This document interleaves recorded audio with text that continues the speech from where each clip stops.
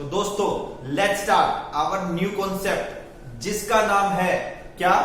Going concern concept. दोस्तों as per this concept ये माना जाता है कि जो बिजनेस होता है वो गोइंग कंसर्न होता है। मतलब बिजनेस की जो फिनेंशियल स्टेटमेंट है वो इस तरीके से बनाई जाएगी कि बिजनेस जो है वो लंबे टाइम तक चलेगा। ओके, अब एक कॉन्सेप्ट आपने पढ़ा होगा क्या? Capital expenditure and revenue expenditure. दोस्तों ये कॉन्सेप्ट जो है हमने क्यों पढ़ा? Because of going concern concept. हम हमारी असेट को डेप्रिशिएट करते हैं लंबे टाइम तक, उसका रीजन क्या है?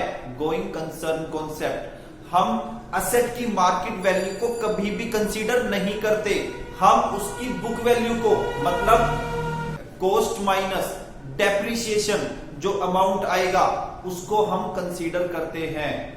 तो चलिए दोस्तों इस कॉन्सेप्ट के बारे में और अच्छे से जानने के लिए हम चलते हैं नेक्स्ट स्लाइड पे।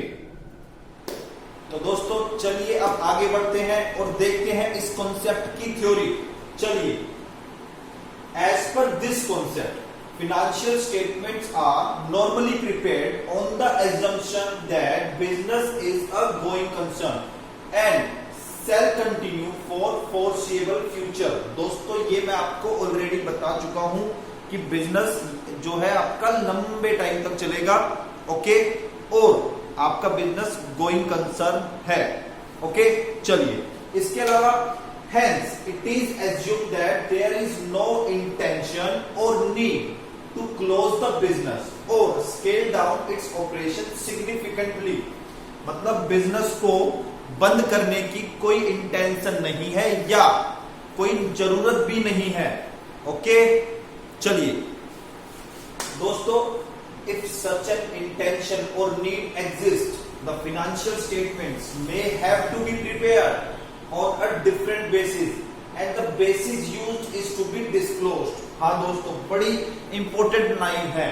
अगर मान लीजिए आपकी इंटेंशन है कि आप बिजनेस को जल्दी बंद करेंगे, आपकी इंटेंशन है, आपकी नीड है कि आप बिजनेस को जल्दी बंद करेंगे, तो आपको आपकी फिनेंशियल स्टेटमेंट जो है वो अलग तरीके से बनानी है और वो जो अलग तरीका होगा ना दोस्तों वो आपको डिस्क्लोज करना पड़ेगा। सर एक अच्छा सा एग्जांपल दे दो ना सर इसको समझाने के लिए। बिल्कुल दोस्तों, बिल्कुल एक अच्छा सा एग्जांपल दूंगा मैं आपको। मान लीजिए आपके पास एक मशीनरी है जिसकी कीमत है 10 लाख रुपए और आपके बिजनेस की लाइफ आप मानते हैं कि 1 साल ही है। तो दोस्तों अब आप क्या करेंगे? आपकी जो मशीनरी है उसकी जो कीमत 10 लाख रुपए है उसको 1 साल में ही डेप्रिशिएट कर देंगे, मतलब पूरा 10 लाख जो है डेप्रिशिएशन लग जाएगा। ओके, आई थिंक आपको एग्जांपल समझ में आ गया होगा। चलो आगे मूव करते हैं। Due to this concept, a distinction is made between capital expenditure and revenue expenditure।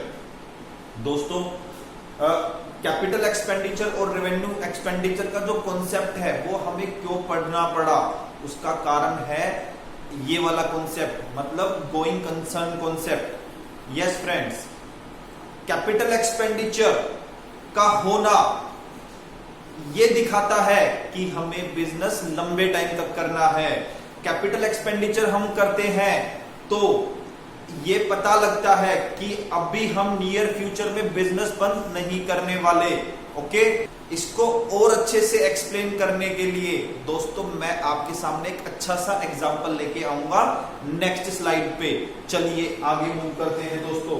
On the basis of this concept, fixed assets are recorded at their original cost and depreciated in a systematic manner without reference to their market value।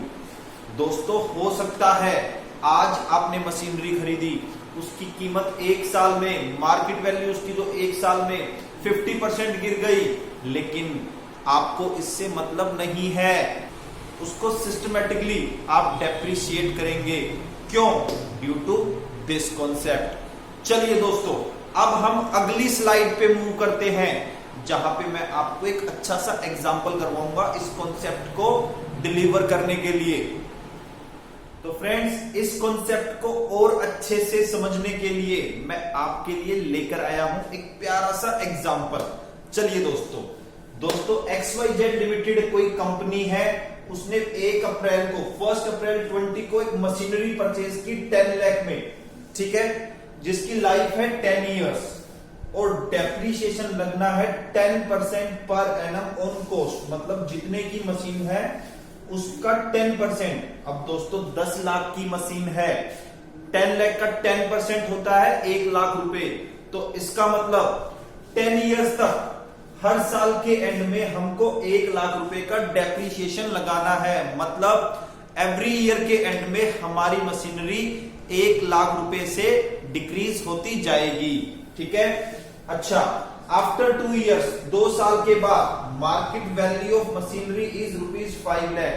दोस्तों 1 अप्रैल 2020 को हमने machinery खरीदी, उसके 2 साल बाद मतलब 31/3/2022 को इसकी जो कीमत है वो कितनी रह गई? 5 लाख रुपए। अब क्वेश्चन अराइज होगा कि हम इसको बुक्स ऑफ अकाउंट्स में कितने अमाउंट पर दिखाएंगे, मतलब फिनेंशियल स्टेटमेंट में कितने अमाउंट पे हम मशीनरी को दिखाएंगे 31/3/22 को।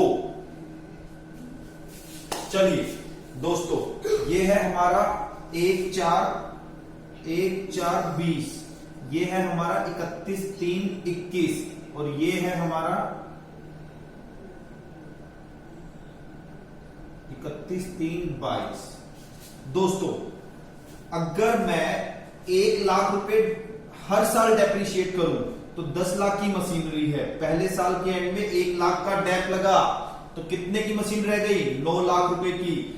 दूसरे साल में फिर दूसरे साल के एंड में फिर 1 लाख रुपए का डेप लगा, अब मेरी मशीनरी कितने की रह गई दोस्तों? 8 लाख की। लेकिन इसकी जो मार्केट वैल्यू है वो कितनी है? 5 लाख की, ठीक है दोस्तों। एज पर दिस कॉन्सेप्ट हम इस मशीनरी को 31/3/22 को मार्केट वैल्यू 5 लाख पर नहीं दिखाएंगे, हम दिखाएंगे 8 लाख पर। ओके, मतलब ये है कि हम ये मानेंगे कि हमारी जो मशीनरी है वो पूरी की पूरी डेप्रीशिएट होगी, वो 10 इयर्स में होगी, मार्केट वैल्यू का कोई फर्क नहीं पड़ेगा। ओके, 10 साल मशीनरी चलेगी, ये हम मानेंगे। और दोस्तों अगर आपकी मशीनरी 10 इयर्स में डेप्रीशिएट होगी, इसका मतलब आपका बिजनेस 10 इयर्स तक बंद नहीं होगा और आपका बिजनेस गोइंग कंसर्न बन जाएगा। ओके, आई थिंक आपको अच्छे से समझ में आ गया होगा। ओके, आप चाहे तो इस एग्जाम्पल को नोट कर सकते हैं दोस्तों, ठीक है। यहां पर मैं अपने इस कॉन्सेप्ट को कंक्लूड करता हूं। आई थिंक सभी को समझ में आ गया होगा।